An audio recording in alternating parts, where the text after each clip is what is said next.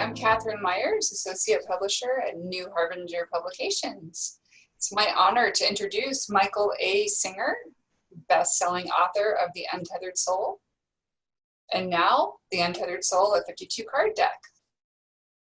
Michael, thank you so much for being here today to share your wisdom with us in this live talk. Let's get started. Well, thank you, Catherine. It's an honor to be here. An honor to talk to you all. I don't do that often. So I thought that for our conversation, we get a half hour together. Wish I could be with you all more. And I thought an interesting topic to talk about is, what do you really want? We talk about wisdom. People talk about attracting to themselves, the laws of attraction and all those sorts of things. But the question really is, from a spiritual point of view, what do you really want? And religion's about what you're supposed to want. And we know how that works. Spirituality is not about that. Spirituality is about looking deeply within and seeking truth, clarity. That's what it's about. So this discussion has nothing to do with my feeling what you should want, or you even feeling guilty or weird about what you do want. The question is, what do you really want? And the way to do that, and I'm going to be very bad in doing this, is to say, here's a piece of paper, not really, but figuratively, and I want you to write down what you want. Just take a little time, don't do it. Take a little time and write down what you want. And if you're like most human beings, probably first on the list is a good relationship, something that makes me feel important, needed, wanted, loved, secure, all that kind of stuff. And so whether you're in a relationship, I'd like it to get better, so-and-so should behave in different ways, should understand me better, etc. Or if you're not in a relationship, how to find my, quote, soulmate, somebody who just fits perfectly with me and just fulfills the meaning of my life. And if we're really honest, we write down a nice house and a Ferrari, or at least some sort of a car, and perhaps children, and or perhaps a little time without the children, and we make our list. Nobody's judging, just be honest. You put that down. The purpose of this discussion is, no matter what you put on that list, unless you're very highly evolved, my experience is it's not really what you want. It's not that it's wrong. It's just not really what you want. And the way I prove that is as follows. Let's say you put down, I want a relationship. I want to meet somebody. I want to have that special relationship. And then I would ask you, what if you walked outside after this conversation and all of a sudden there was this bush in front of you and it started burning like it did to Moses and talking to you. And its opening sentence was, I am the Lord your God, and I would like to discuss some things with you. And said enough things that it knew about you to where you were pretty freaked out that you're actually talking to an omniscient, omnipotent being, or at least bush. And the question that gets asked of you is, what would you like? What do you want? I can grant whatever you want. And having gone through this exercise with me, you feel, God, thank God, Mickey, I'm prepared. This is neat. I thought about it. And you say, I want a relationship. I want to meet somebody. I want to have that thing I've looked for my whole life. Or I want a house. Or I want the perfect job. I want a job that makes me, that fulfills what I'm looking for. And what God tells you at that point is, I can give you that. I have the power to give you that. But there's a caveat, which you probably want to hear before I give it to you, which is, I can give you that perfect person. They will be loyal to you. They will stay with you your entire life. But the caveat is that you will be completely unfulfilled. You will feel sad every time you come into their presence. You will not feel any love. You will not feel any joy, happiness, meaning. But they'll be there, and they will dote all over you, and they will just be the most perfect partner that they could possibly be. Or give you the job that you thought would be the most amazing thing, but it's hollow for you. You go there and you thought it would turn you on, but it doesn't. And you just loathe going to work and you're just not excited about it. So therein lies the, what do you really want? Because what you're going to find is, if you were given the opportunity to have a relationship with that person I just described, or have the job I just described, but it didn't do squat for you, and it left you hollow inside, you would say, I don't want it. In fact, if it's going to make me miserable inside, I really don't want it. Keep it away from me.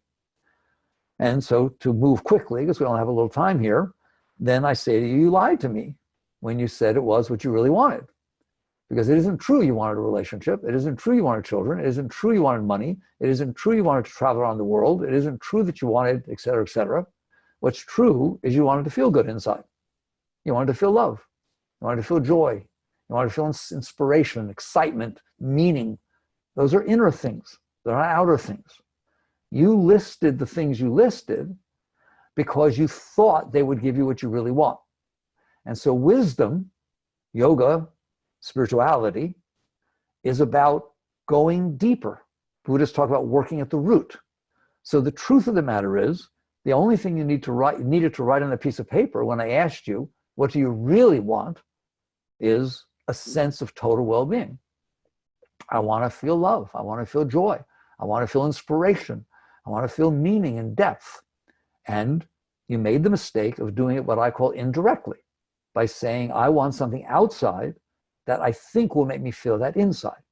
So without belaboring the point, to go deep and to really be on a spiritual journey, you don't let yourself do that anymore. Because I'm sure there are plenty of times that you said, oh my God, if only this happened, I'd be fine. And you know that didn't turn out that way. Even if it did for a moment, it didn't stay that way. It's not like there wasn't anything else you ever wanted. And likewise, if something was bothering you, you sat there and said, if only that would go away, I'd be fine. That again is not the truth. So you come down to the point where eventually you be totally honest with yourself. It may sound selfish, but you'll see in the end it's not. To where you say, I want to be happy. I want to feel love. I want to feel joy. I want to feel inspired. I want to be turned on inside all the time.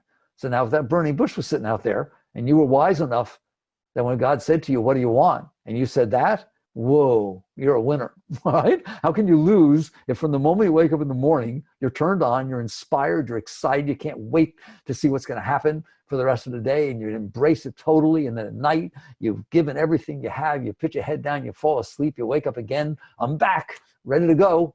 That would be a beautiful life, and that's what you're looking for. You just think you need all these things in order to get that. So now we go to the next step of what do I really want? And the question that gets asked by a person who's deep and wants to go spiritually is, yes, I want to feel okay inside. That's really what I want.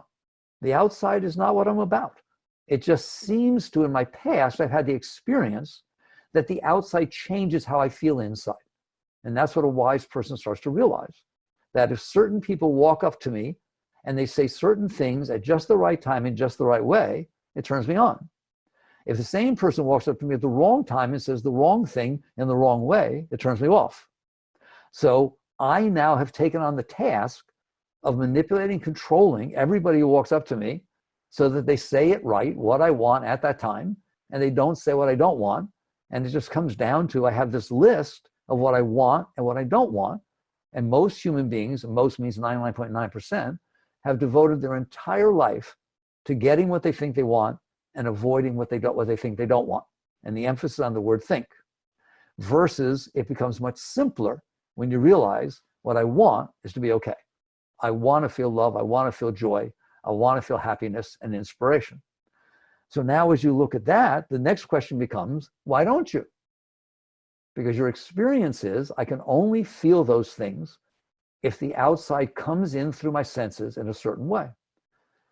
So the depth where you start to get spiritual and you go deeper into this is you ask, why is it like that?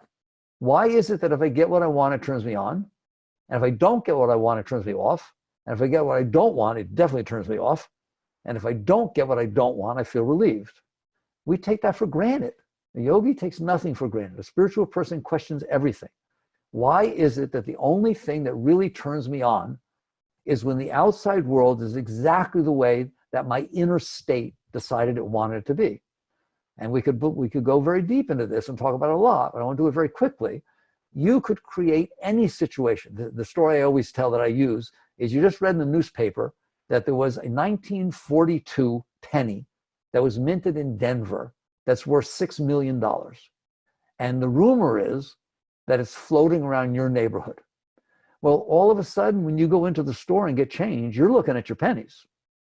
And you never looked at them before, they never did anything for you. Now you're excited about getting the change. In fact, you asked the cashier, I want it all in pennies. but it's 90 cents. I want pennies, all right? Like your whole mindset changed. Your whole relationship to life changed because you got into your mind the thought that I want to find a 1942 Denver Mint penny.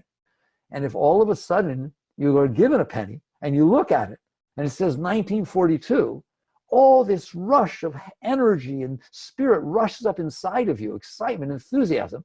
And then you see it's got a P for Philadelphia instead of a D. And all this depression and letdown happens inside of you. Don't you realize you're doing that? Prior to you reading that article in the newspaper, there wasn't any penny anybody could give you that would do that to you. You are doing that to yourself. So what you start to realize is that when your mind has a preconceived notion that something will make me happy, you believe that penny would make you happy. So therefore you're looking for it, you want to get it. So you project it out into the world that I'm going to be okay if I find that penny. I'm going to be okay if I find the right relationship. I'm going to be okay if I find the right job. I'm going to be okay, et cetera, et cetera. By doing that, you set up a condition that said, if the world unfolds that way, I will open to it. I will be receptive. The word is open. We're all spiritual people. We understand the word open. It means my mind will be receptive. My heart will be receptive. And it is because you open that you feel the joy. Objects do not give you joy. That which turned you on turns somebody else off. That which turned you on today turned you off yesterday. All you had to do is hear one more thing and your whole mindset changed. So it is not proper to think that there's something out there that will ring your bell. There is something you decided inside yourself that you will open if it happens. And it is that opening that brings the joy, that brings the love, that brings the light. And that's an absolute truth. It's always that way. Likewise with closing. If you decide, I don't want to see a snake, I don't even want to know there's such a thing as a snake, then your whole life is in big trouble. Because if you see a rope, you think it's a snake and you close down. If on the other hand, you don't have that issue with snakes, you see a rope and it's a rope. And if you happen for a moment to think it's a snake, no big deal. But if your mind has decided, I don't like snakes, I don't want to see a snake, you know what it's going to do to you. So it is this conditioning of the mind, we call a mindset. It's the conditioning of the mind that makes it so that things turn you on and turn you off. And that's where you get your list of what you want and what you don't want. It is not true that you want those things. What you want is something that will open you so that you can feel the joy that is natural when you're open. And you don't want the things that close you so that you get blocked off from any joy and you get this sense of depression. So you have a choice, even right at that point, and we haven't even gone deep yet. You have a choice. Do you want to spend your life deciding what you want and what you don't want, and then chasing it outside? Or do you want to sit there and work inside to realize all I really want is the joy and the love, and if I stay open, I can have those. I don't need outside conditions to keep me open. So I make a very important point, because in spirituality it gets mixed up. Spirituality is not about renunciation. There is no renunciation. Renunciation says, I've decided what it is that will make me happy, and I'm not going to do it. Well, that sounds rather absurd, all right? Spirituality says, it was stupid of me to decide what will make me happy instead of being happy with life, instead of being grateful and turned on by all of the amazing things that are happening in front of me and all the past experiences I got to have. Why don't I just enjoy all that and then come into life filled with love, filled with joy, and give the whole of my being to the moments that are unfolding in front of me? That's what spirituality says. So it's not about renunciation. It's not about things are wrong and things are right. It's about understanding that you did this. You did this with your mind. You set up conditions in which your mind would open, and then your heart opens, and conditions in which your mind would close and your heart closes. So spirituality is very, some people say spirituality is not logical and rational. It is so. It's saying to you, why are you doing that? If you want to have a beautiful life, spin around a planet in the middle of nowheres, why don't you just open? It's your heart, it's your mind. It doesn't need conditions to open. It's just you don't know how to do it. It's you become used to, programmed, habitual, that you had a past experience. This, by the way, this is where it comes from. How did you decide? How did your mind decide what it is you want and what you don't want? You did not make those decisions. They were programmed into you by your past experiences, all of them. So you had a past experience where something was nice with a certain person, they looked a certain way, they had a certain name, they drove a certain kind of car, whatever it is. And you really was high for you. It was beautiful, years and years ago. Now one of those things shows up. You meet somebody with that name. As shallow as that sounds, don't kid yourself. You meet someone with the name of your ex, you close down, even though it's not the same person. You meet someone with the name of who you had your first date with in high school, that it was a wonderful relationship, and you open up. And likewise, when you see a car they had a nice experience in, it turns you on. So you are programmed by your past experiences such that if they were good experiences, they tend to open you when something reminds you of them. When they were negative experiences, they tend to close you. And that is where you get your list of what you want. That's why all of our lists are different. Everyone's list is totally different. Someone tells you the list is the same as yours, they're manipulating you, because everyone has had different experiences. And based upon those experiences, it left these impressions on your mind, and you came up with this list of what I want. So when you make the list of what you want and what you don't want, you're really making a list of your past. That's how you came up with those things. Even colors that you like, anything. They are impressions. Skinner, the psychologist, said man is the sum of his learned experiences. It's not true. It's true that your mind and your heart, your personal heart, are the sum of your learned experiences. But you are in there noticing this. So I make a big distinction with BF, right? That you are in there and you are noticing that your mind is the sum of your learned experiences. And it is. That's where psychology meets spirituality. Psychology is right. All of the psyche, your thoughts, your patterns, your likes, your dislikes, your problems, and neuroses, etc., are the sum of your learned experiences. But you are in there. You are the consciousness, the awareness of being who notices that what I'm saying is true. So basically, you come to the point where you have to decide, do I want to continue letting my past leave impressions on my mind and my heart such that only certain things will open and close me, and then I will spend my life chasing after, manipulating, controlling, conniving, whatever you want, the world around me, so that sometimes it unfolds the way I want? Or do you want to sit there and understand that you're the one who's making these decisions? It's your mind who's setting up the conditions. Why don't you just not do that? And that's where you get deep spirituality. We're already at the deepest point. And sometimes I quote from you all this very, very deep writing called The Third Zen Patriarch. It's the treatise on faith mind. It's considered by many as one of the deepest spiritual writings ever written. Its first line is all you need. The great way is not difficult for those who have no preferences. But that is not renunciation. It is not about getting rid of your preferences. It is about realizing that preferences limit your joy to having to match them. And if you don't have all of these likes and dislikes and preferences and conditions and so on, you're going to find out that life is amazing. Even the challenges of life are amazing. What's wrong with challenges? We play sports, we like challenges. Nobody wants to play a team that you beat 700-1 every time you play them. You want to be challenged. You want to have to bring out the best of your being. If you can get clean inside, where you're not being run by all these past impressions, we call them samskaras in yoga, all these past impressions which are telling you, and they are telling you constantly, you can only be happy if this happens, and you can never be happy if it doesn't, and you will never be happy if such and such happens. And then you go out into the world chasing this, as opposed to working inside on yourself to say, I don't need those conditions. Life is amazing. I'm sitting on a planet, spinning in the middle of nowheres, and there's all these events happening. Don't worry, they won't last. You're not going to stay here. But while you're here, do you want to run around and fight with life and people and places and things and even the weather to try to make it be what you think you want? Or do you want to work on yourself to clean up this mess inside so you can be open all the time? That's what spirituality is about. It's not about renunciation. Renunciation is too late. You've already decided that you want something, you need it to be happy, but you're not going to do it. Depth, spirituality, is understanding you don't need anything. You don't need anything. Doesn't mean you don't do anything, but you don't need anything. You're whole and complete within yourself. If you open, there is tremendous joy, love, inspiration that wells up inside of you. The moment you open, the moment something happens that you like, watch how fast you feel joy. And if something happens you don't like, watch how fast you close. That is not teaching you about the outside. That's teaching you about the inside. That openness is where it's at. Closedness is not. Openness is what you really want. Because what does opening mean? It's like opening the blinds. If you close the blinds in your house is dark. It's like that chapter in The Untethered Soul, take down the walls.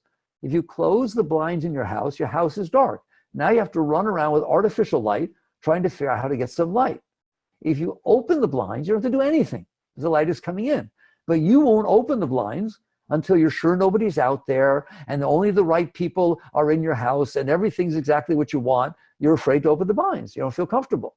So you either decide to spend your life trying to build artificial light inside, or you decide to work on yourself so you wouldn't leave the blinds open. Yoga, true spirituality, is about taking off the blinds, take them off the windowsill, throw them out, and never, ever close them ever again. What is the purpose of closing? It makes you sad. It makes you dark. What is depression? Total darkness, total closedness. You have closed off to the flow of the energy. There is no reason for that. There is no excuse for that. This is your world inside. It's your mind. It's your heart. It is your responsibility to not close it. How dare you think you're going to meet somebody who will overcome your tendency to close? What a job. Don't give me that job. You've been in there your whole life building all these impressions that bother you, scare you, and turn you on. And then you say to me, as a relationship, that it's my responsibility to keep your mind open and your heart open when you're in there closing it all the time? I hope that seems silly and counterproductive. It is your responsibility to keep your mind open. It is your responsibility to keep your heart open. And once you learn to do that, they're your mind and your heart. Once you learn to do that, you will feel joy all the time. And I mean all the time. From the moment you wake up in the morning, you'll be inspired. You'll love to go to work. Even if you went to the same job for 30 years, you don't ever get bored.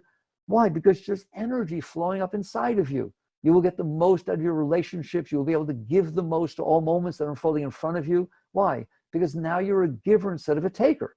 When we come into into interaction with the moments in front of us, we're looking to see what we can get. We're looking to see how we want them to be.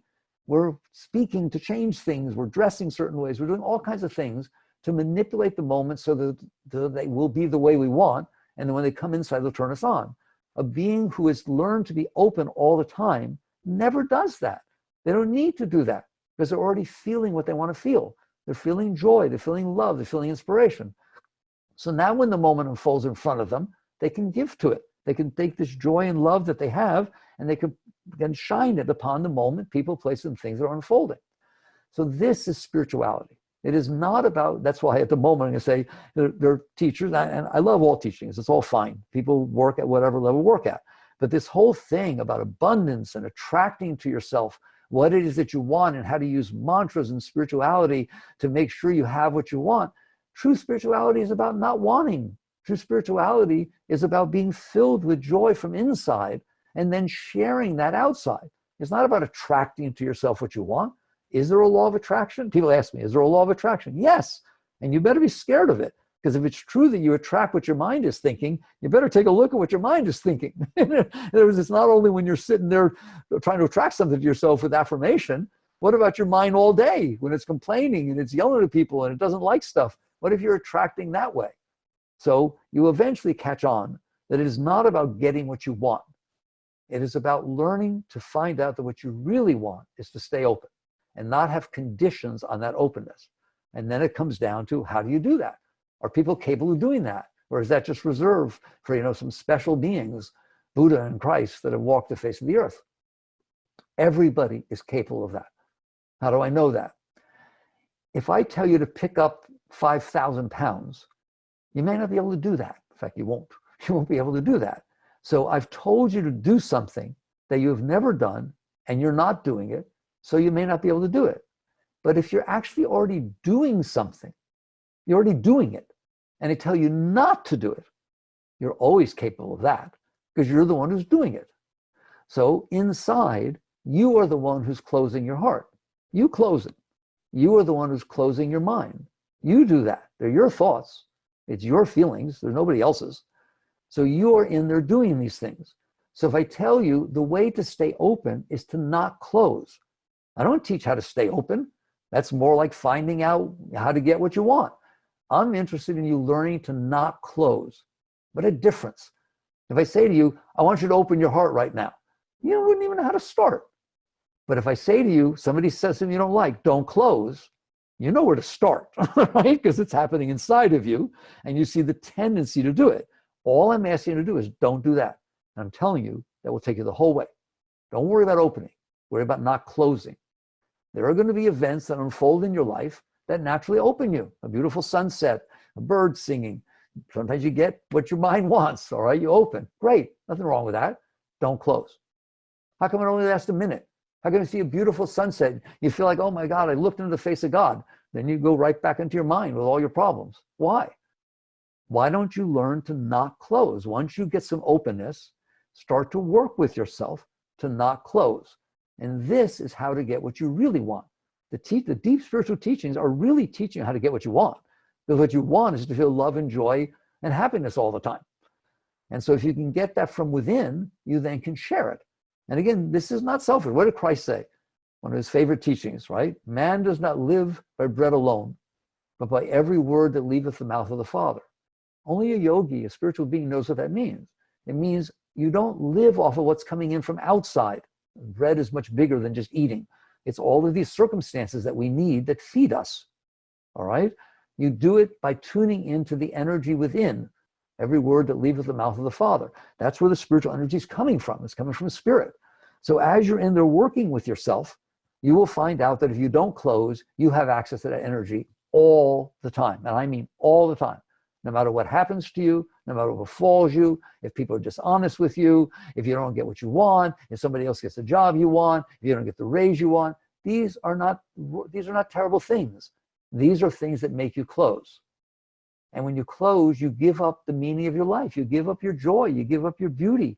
You give up your love. You fall in love with somebody. That's beautiful. It's wonderful.